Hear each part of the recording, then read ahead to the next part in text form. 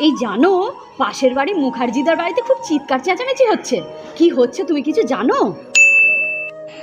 না না, এরকম কিছু জানি না।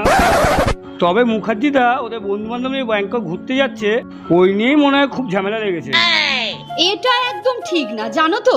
পুরুষ মানুষরা আজীবন কাল শুধু সংসারের জন্য খেটে মরবে, নিজেরা আনন্দ আমোদ কিছুই করবে না, বাড়ির মহিলারা সারাক্ষণ আঁচলে বন্দি করে রাখবে। এটা ঠিক না, মুখার্জিদার সঙ্গে অন্তত এরকম আচরণ করা উচিত হয়নি।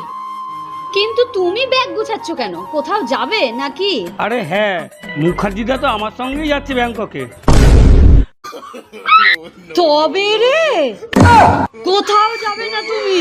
ওরে বাবা রে, আমাকে একা রেখে ঘুরতে যাও? তারকেশ্বর যাওয়ার আগে। কি গো, তারকেশ্বর যাবে না? এ নাও গামছা, তাড়াতাড়ি স্নান করো। আসার পর। কি গো, স্নান করতে যাবে না? তাড়াতাড়ি যাও, এ নাও গামছা। तो रुको जरा, सबर करो।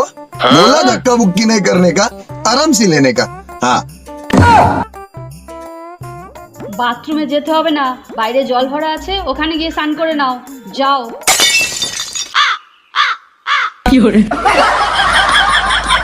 पिक्चर अभी बाकी है मेरे दोस्त।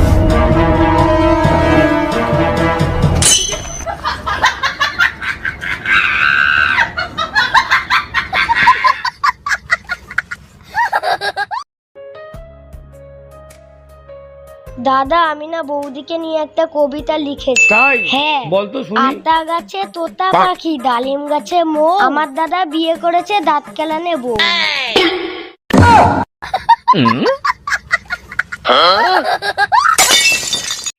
কি গো, আমাকে 100টা টাকা দাও তো, মন্দিরে পুজো দিতে যাব। আমার কাছে এক পয়সাও নেই। আরে এমনি এমনি চাইছি না, ধারই দিয়ে দাও। আমাকে মেরে ফেলো, কেটে ফেলো, আমার কাছ থেকে 5 পয়সাও বেরোবে না। আরে তুমি মাইনে পেলেই আমি তোমাকে দিয়ে দেবো টাকাটা। কি গো, দাও টাকাটা দাও। আমি তো বললাম দিয়ে দেবো, তুমি মাইনে পেলেই দিয়ে দেবো, দাও। কি গো, কালকে মেলার ওই মেয়েটা কে ছিল বলো তো, যে আমাদের দুজনের দিকে হাঁ করে তাকিয়েছিল? কি গো বলো।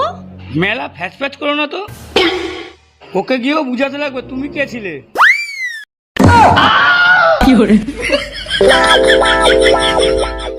এই তুমি যে ঘরে এসি লাগিয়েছো, টাকা কোত্থেকে পেলে? আরে আমার কাছে 1000 টাকা ছিল, আমি ওইটা দিয়ে কিস্তিতে এসিটা নিয়ে এসেছি। মাসে মাসে কিস্তির টাকাটা কে দেবে? তোমার দাদু।